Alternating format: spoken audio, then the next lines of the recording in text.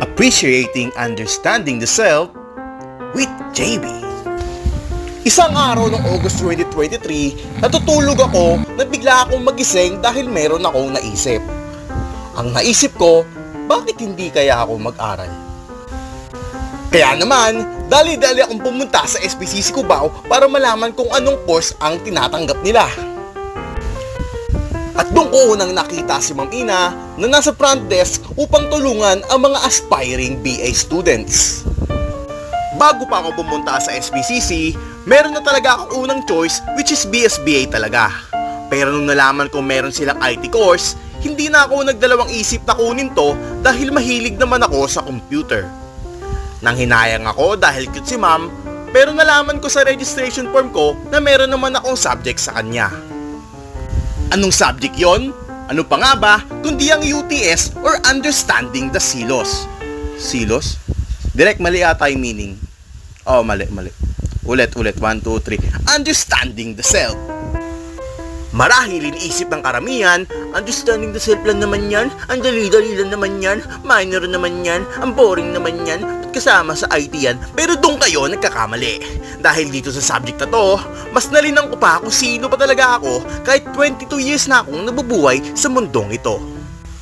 Isa ito sa pinakapaborito kong subject ngayong semester dahil bukod sa mas nakilala ko pa ang sarili ko, magaling rin magturo si Ma'am Ina at napaka-natural dahil alam niya kung paano buhayin ang diwa ng buong klase. Isa sa mga pinaka-nagustuhan ko sa klase ni Ma'am ay kahit anong isagot mo sa kanya ay valid dahil sa UTS walang tama at maling sagot.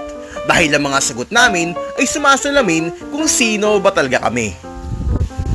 Dito ko rin nalaman ang iba't ibang philosophy ng mga sinaunang philosopher sa mundo, tulad ni Plato, Socrates at Aristotle na tumatalakay at magpapatanong sa sarili mo kung sino ka ba talaga.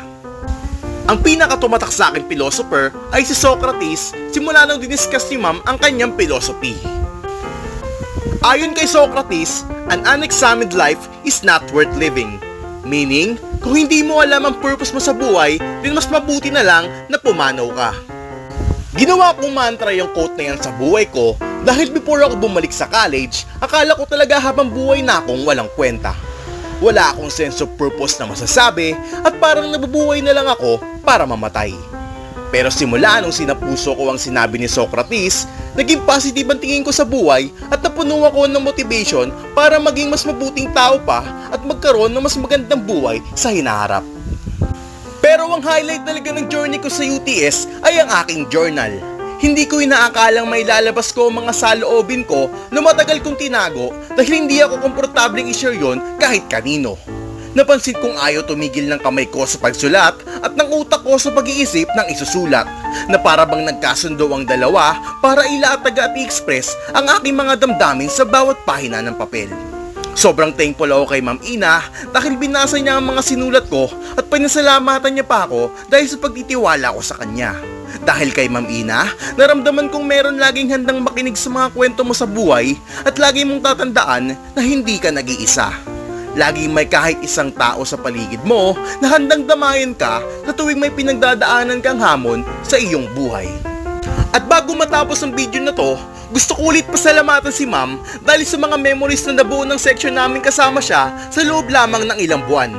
Hindi ka man namin nakakausap masyado nitong mga nakaraang linggo, hindi naman namin makakalimutan lahat ng mga tinuro mo sa amin at ang mga bonding moments natin kagaya ng behind the mask event. Sana sa mga susunod na semester ay maging professor ka ulit namin para gumawa pa tayo ng mas marami pang masasayang alaala na dadalhin natin hanggang sa pagtanda. Maraming salamat po at hanggang sa muli, paalam!